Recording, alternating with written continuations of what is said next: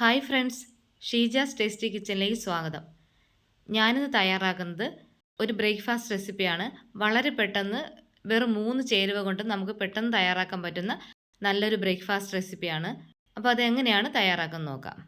ഈ വീഡിയോ കണ്ടുകൊണ്ടിരിക്കുമ്പോൾ നിങ്ങൾക്ക് ഇഷ്ടപ്പെടുവാണെങ്കിൽ ലൈക്ക് ചെയ്യാനും ഈ ചാനൽ ആദ്യമായിട്ടാണ് കാണുന്നതെങ്കിൽ സബ്സ്ക്രൈബ് ചെയ്യുന്നതും സപ്പോർട്ട് ചെയ്യാനും മറക്കരുത്.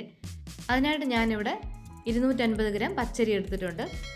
അതൊരു 3 മണിക്കൂറൊന്ന് വെള്ളത്തിൽ കുതിർത്ത് നല്ലതുപോലെ ഒന്ന് വെള്ളം മാറ്റി വെച്ചിരിക്കുന്ന അരിയാണിത്. അതിനുശേഷം ഞാനിവിടെ ഒരു 1.5 കപ്പ് തേങ്ങ ചിരകിയത് കൂടെ എടുത്തിട്ടുണ്ട്. ഇനി നമുക്ക് വേണ്ടത് ഒരു മുട്ടയാണ്. ഇനി നമുക്ക് ഇതൊന്ന് മിക്സിയുടെ ജാറിലിട്ട് നല്ലതുപോലെ ഒന്ന് അരച്ചെടുക്കാം.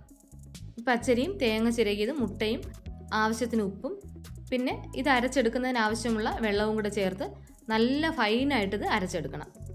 പച്ചരിയും തേങ്ങയും മുട്ടയും നല്ലതുപോലെ അരച്ചെടുത്തിട്ടുണ്ട്. നമുക്കിനി ഇതൊന്ന് ഒരു അരിപ്പയിലേക്ക് ഒഴിച്ച് നല്ലതുപോലെ ഒന്ന് അരിച്ചെടുക്കണം. ഞാനിവിടെ 2 ബാച്ചായിട്ടാണ് ഇത് അരച്ചെടുക്കുന്നത്. ഞാനിവിടെ അരിച്ചെടുത്തിട്ടുണ്ട്. ഇനി നമുക്ക് ഇതിലേക്ക് കുറച്ച് വെള്ളം കൂടെ ചേർത്ത് നല്ല ലൂസായിട്ടൊന്ന് മിക്സ് ചെയ്തെടുക്കാം. ഈ ഒരു കൺസിസ്റ്റൻസിയിലാണ് നമുക്ക് ഈ ബാറ്റർ കിട്ടേണ്ടത്.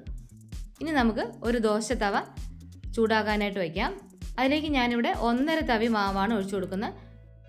മാവ് ഒഴിച്ചതിന് ശേഷം പെട്ടെന്നൊന്ന് ദോശ തവയൊന്ന് ചുറ്റി കൊടുക്കണം.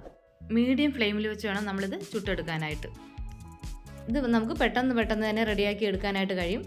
ഒന്നായിട്ടുണ്ട്. നമുക്കിനി ഇത് ഒരു പ്ലേറ്റിലേക്ക് മാറ്റാം. ഇനി ഇത് നമുക്കൊന്ന് മടക്കിയെടുക്കാം. ഇതിൻ്റെ കൂടെ നമുക്ക് ഏത് കറി വെച്ചും കഴിക്കാൻ പറ്റുന്ന നല്ലൊരു ബ്രേക്ക്ഫാസ്റ്റ് റെസിപ്പിയാണിത്. അങ്ങനെ നമുക്ക് ബാക്കിയുള്ളതും ഇതുപോലെ ഒന്ന് റെഡിയാക്കി എടുക്കാം.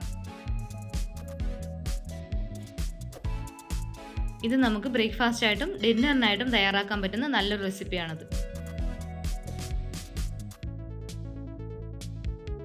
അങ്ങനെ നല്ല നൈസായിട്ടുള്ള നല്ല സോഫ്റ്റ് ആയിട്ടുള്ള പാലാട ഇവിടെ റെഡി ആയിട്ടുണ്ട്. നിങ്ങൾക്ക് എല്ലാവർക്കും ഇഷ്ടപ്പെടും.